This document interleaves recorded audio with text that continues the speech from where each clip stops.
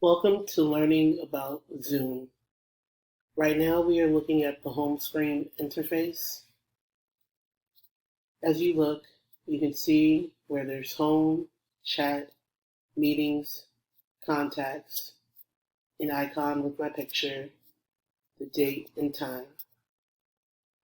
If you wanted to schedule a new meeting, you can go to schedule.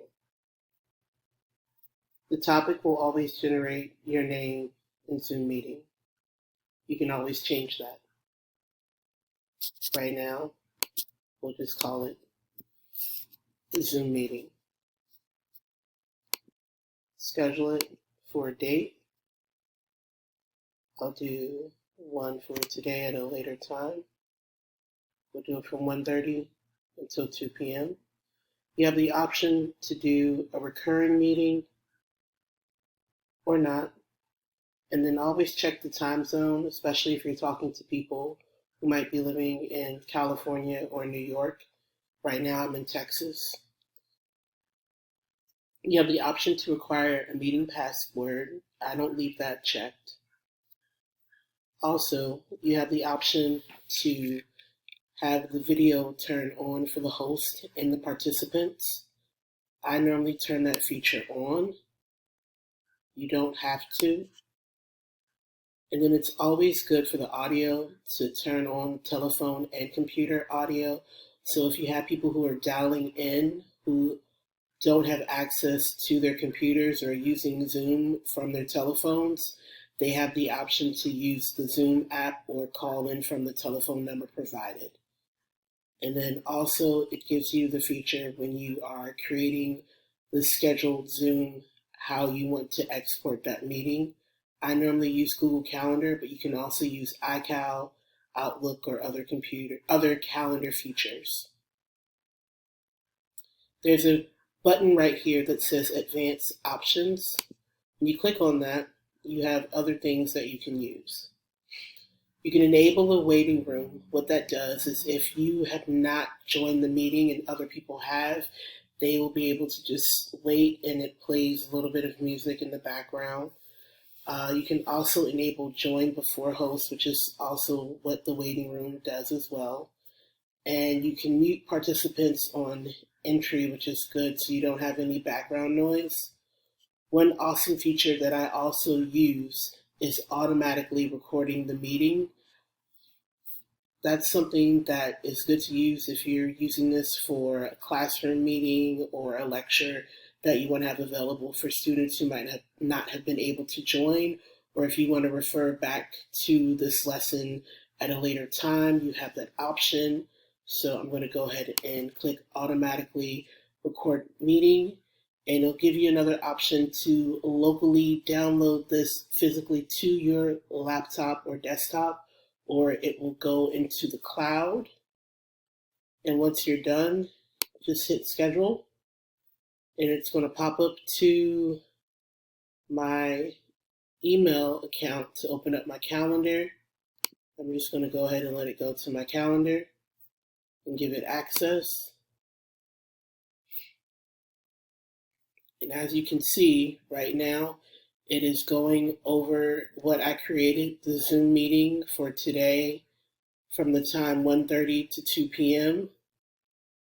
And it gives people that dial-in phone number as well as the link to the meeting with the meeting ID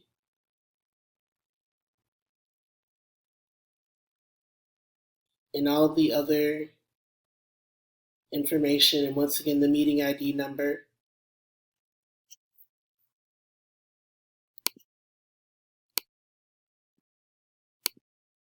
And that's how you create a meeting. It's very simple. And now when I go back to my home screen, you see that there is a meeting coming up. I have the option to start that meeting. It tells me what time that meeting is going to happen. Starts in 12 minutes. I have that meeting ID. And while we're doing this, I'll show you some other features. When I click on my picture, it has my name, my email account. Right now, I'm available. I can switch it to away or do not disturb. And I have a timestamp to do that as well. I can check for updates. I can go to my profile, my try top features. There's a help menu, as well as switch to portrait view. I can switch accounts and I can sign out. So there's some awesome features, and I can also add a personal note.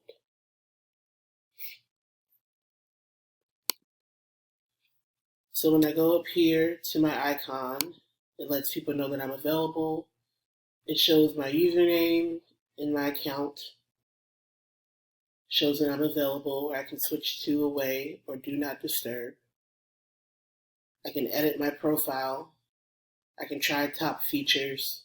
I can go to help, and I can check for updates. And I can also switch accounts or sign out. But that's the basics of how to set up your Zoom.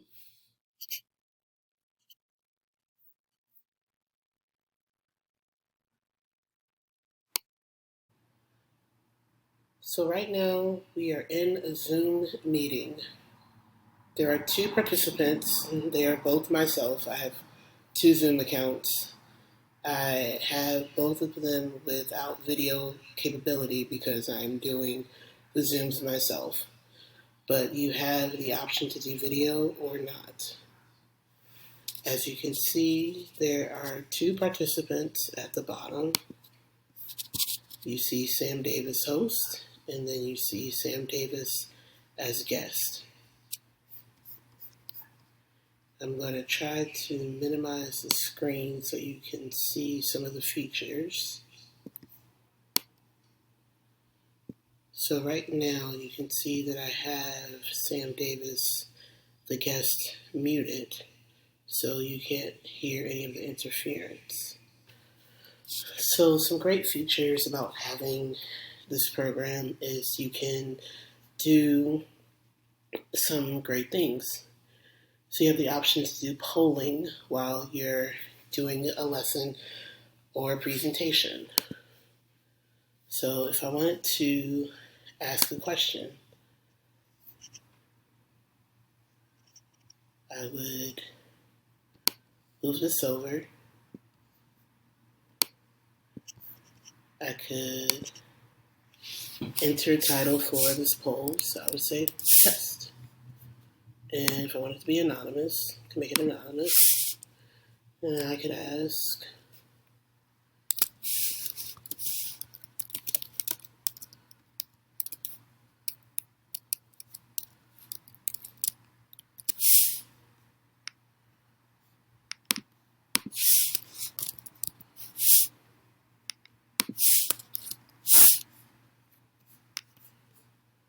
you can add multiple questions. I'm just going to add one.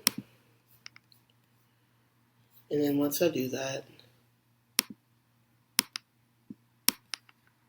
I can minimize my browser. And then you see the poll come up with the question that you created. I can launch the poll. And then the participants could answer the question. And once it's done, you would have your answer. Right now, I'm not going to participate because it's just me. But if I did, I would say yes. And then that number would change to 1 out of 1. And then you could just end the poll. And then you'd be able to share the results with everyone who was in the room. So that's one great feature about Zoom. You can also invite more people to the conversation by using the contacts. You can use the Zoom rooms, or you can go directly to email, but you can also copy the URL, or you can copy the invitation and send that directly to someone from your email or through text. Screen share is something that is happening right now. So everything that I'm doing is being shared from the screen, and my screen is being recorded. So what that means is anything that I am sharing directly right now from my computer is being recorded and shared with you all. But I have the option to do a whiteboard,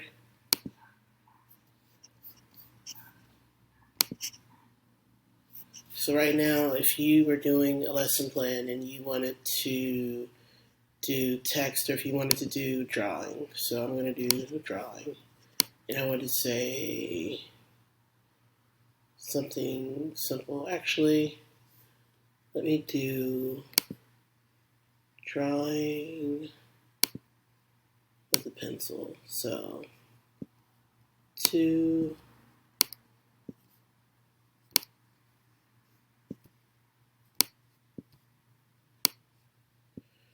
and ask them a simple question. 2 plus 2. You all know that answer. It equals 4. But erase. But if you wanted to use a whiteboard to either do text or spotlight something or draw, you have that option to do those things within Zoom. You can even share exactly what you did from the whiteboard as well. And you have those options.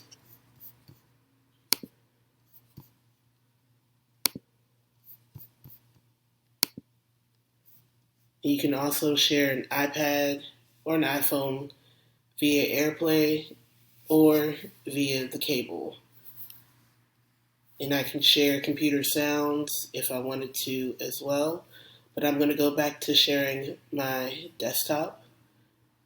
But you also have advanced features to where I can share a portion of my screen, or I can share content from a second camera. So if you had like an Elmo connected to your computer or another additional camera, you would have those options to connect that and share as well.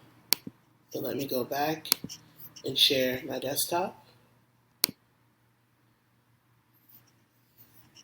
And that is what you see. You see my desktop. I'm going to stop sharing.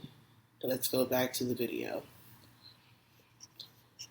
So yes, another cool feature that comes with Zoom is if there were files like PDFs or Word documents that you needed to share with your students, you could do that very easily while going into chat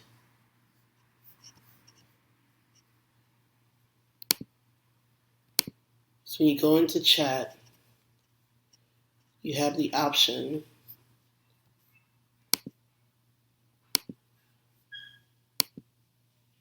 let me show you one great feature with chat. In chat, you can send a message directly to one person, or you can send a message to everyone within the room.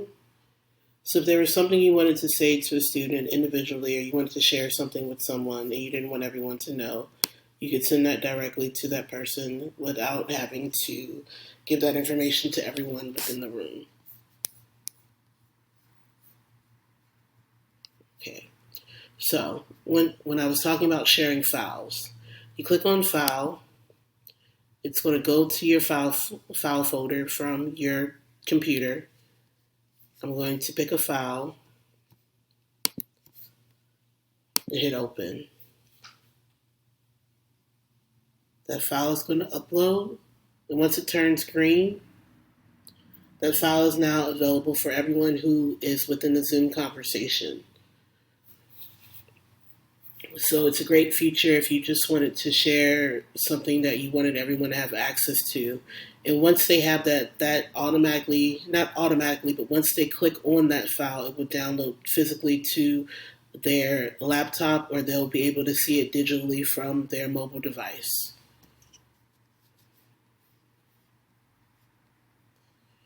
You also have reactions to conversations where you can hand clap or give a thumbs up during the conversation. And I also have the option to pause my recording or stop my recording. And there's also a cool feature that's called breakout rooms. So if you wanted to move students into rooms for them to have discussions for a allotted amount of time, you can break them up to go into certain rooms automatically or manually. So just do a breakout room, and you could just open all rooms, and it says all participants have been invited to join the rooms. And then when it's done, you can just close them all. And it'll give a message that all participants have been given 60 seconds to leave their breakout rooms. And that's pretty much it. Zoom is really easy and efficient to use, and the layout is really nice and clean and easy. If you have any questions or any concerns or need any assistance, please reach out. I'm available for any discussions, and I hope this video has been helpful. Thank you for watching.